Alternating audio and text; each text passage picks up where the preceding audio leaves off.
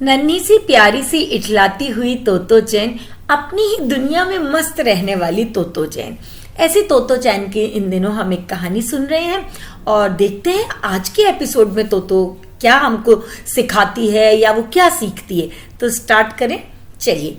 मियो चैन जो कि principal sir मतलब हेडमास्टर साहब कोशियाग्यू सर की बेटी थी, वो तोतो चैन की क्लास में पढ़ती थी। उसने तोतो से कहा, तोतो तुम्हें पता है आज रात को अपने स्कूल में एक और नया रेल का डिब्बा आने वाला है। आप लोग को याद होगा कि तोतो का स्कूल रेल के डिब्बों में चलता था, वहां 6 रेल के डिब्बे थे। तो तोतो ने कहा, ओ एक और रेल का डिब्बा अपने स्कूल में आ रहा है, उसमें क्या होगा? तो मियो चैन ने कहा, उसमें एक हम सब के लिए बहुत अच्छी लाइब्रेरी बनेगी। अब तो सारे बच्चों के मन में उत्सुकता आ गई, अरे कहाँ से आ रहा है रेल का डिब्बा, कैसे आएगा रेल का डिब्बा, कैसे लाइब्रेरी बनेगी, बहुत सारे सवाल। और वो सब आपस में बात करने लगे। सबने कहा, इतना बड़ा रेल का डिब्बा स्कूल तक कैसे आएगा? बच्चों के मन में बहुत सवाल होते हैं ना। तो एक बच्चे ने कहा, मुझे लगता है कि वो पटरियां से चलकर पटरियां स्कूल तक आ जाएंगी। बोले, पटरियां कैसे आ सकती हैं? तो दूसरे ने कहा, अरे नहीं, मुझे लगता है रेल के डिब्बे को एक बड़े सारे ठेले पे रख के लाया जाएगा। तो किसी ने कहा, अरे बुद्धू, ठेला इतना वजन कैसे सह सकता है? ट्रेन का डिब्बा उसमें कैसे आएगा? ऐसे मुझे नहीं लगता कि ट्रेन का डिब्बा ठेले पर आ सकता है। तोतो ने कहा, मुझे लगता है कि रेल का डिब्बा सिर्फ पटरियों से ही आ सकता है।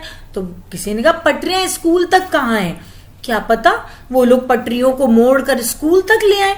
तो दूसरे बच्चे ने कहा, लेकिन तोतो, अगर पटरियों को स्कूल तक लाए तो जो बीच में घर होंगे और शॉप्स होंगे उनको तोड़ना नहीं पड़ेगा। तो तोतो ने कहा, ओहो, मैंने भी क्या सोचा, ये बात तो बिल्कुल सही है। सब लोग अपनी खूब सारी बेसिर पैर की या मतलब निरर्थक चर्चा करके थक गए। फिर उन्होंने सोचा क्या किया जाए। तो उन्होंने ये विचार किया कि आज रात को हम सब स्कूल में रुक कर ही और देखेंगे कि रेल का डिब्बा स्कूल तक कैसे आता है। और उन सब ने तय किया कि मियो चैन जाके और हेडमास्टर साहब से हम सब के लिए परमिशन लेकर आए। मियो चैन दौड़ी दौड़ी दौड़ी गई और अब सब बच्चे वेट कर रहे कि मियो चैन कब आएगी, मियो चैन कब आएगी। काफी देर बाद मियो चैन जब आई तो उसने कहा कि तुम सब लोग आज रात को यहाँ पे स्कूल में ही रुककर ये देख सकते हो कि रेल का डिब्बा स्कूल में कैसे आएगा, लेकिन सब लोग रात को खाना खाकर और एक एक ब्लैंकेट और अपने अपने पजामे लेकर आ जाना। सब बच्चे बहुत खुश हुए, हुर्रे।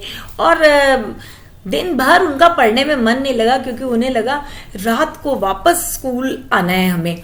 खैर वो लोग सब दौड़े दौड़े, जैसे ही छुट्टी हुई तो दौड़े दौड़े अपने घर गए। तो दौड़ती दौड़ती अपनी मम्मा के पास पहुंची। बोली, मम्मा, मेरे को रेल का डिब्बा, स्कूल में पजामा, कंबल दे दो। माँ को समझ में नहीं आया ये तो बोल क्या रही है। कोई भी माँ कैसे समझे, लेकिन तोतो का एक्साइटमेंट इतना ज्यादा था। फिर माँ ने उससे बार बार पूछा, बहुत सारे सवाल पूछे, तब जाके उनको बात समझ में आई। तो तोतो की माँ को लगा कि इससे अच्छा मौका तो नहीं मिलेगा। तो उन्होंने कहा, हाँ तोतो, मैं तुम्हें रात को स्कूल छोड़ कर आऊंगी।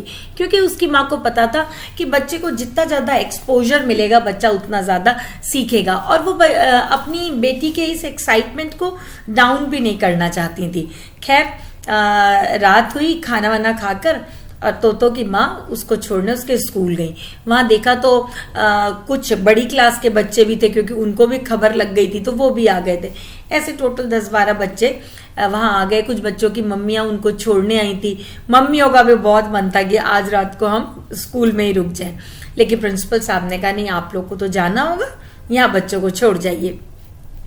फिर तो बच्चों ने जो धूम धड़ाका मस्ती करी।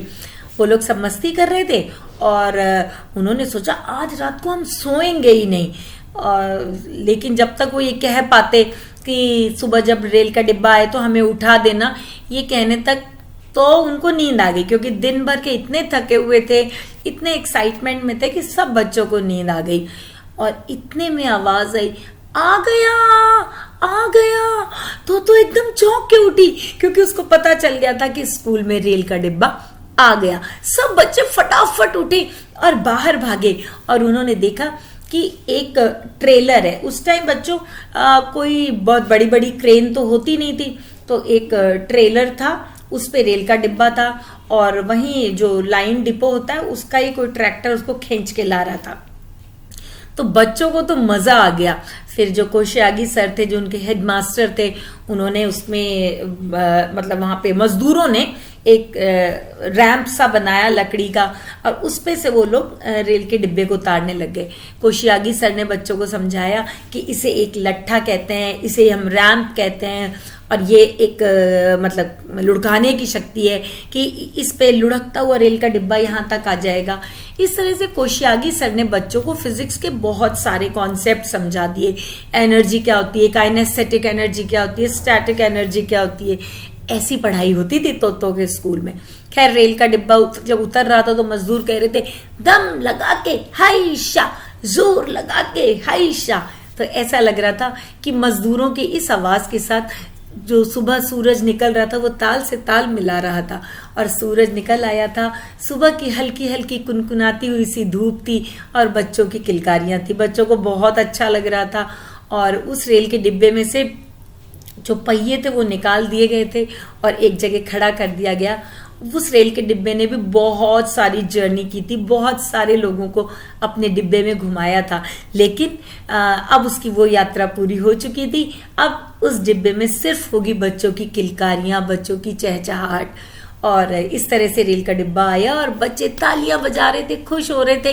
और जो कोशियागी सर के पास में कोई कंधे पे लटक रहा था, कोई हाथ पे लटक रहा था, कोई उनको लिपट के खड़ा हुआ था, क्योंकि सबको एक नया एक्सपीरियंस हुआ था।